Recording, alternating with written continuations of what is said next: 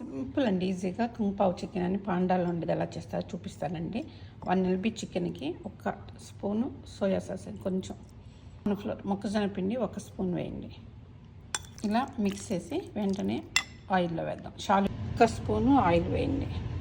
1 spoon oil mix చేసి పెట్టుకున్న chicken కూడా వేసేయండి. చికెన్ ఫ్రై అయ్యేలోపు మనము సాస్ కలపట్లేదు. చికెన్ వెంటనే వేగిద్ది, డీప్ ఫ్రై అవసరం లేదండి. వేగిపోయింది తీసేద్దామండి. పాన్లో 1 స్పూన్ ఆయిల్ వేయండి. ఇందాక 1 స్పూను, ఇప్పుడు గార్లిక్, రెడ్ చిల్లీ కట్ చేయకుండా అలాగే వేసేయండి డైరెక్ట్.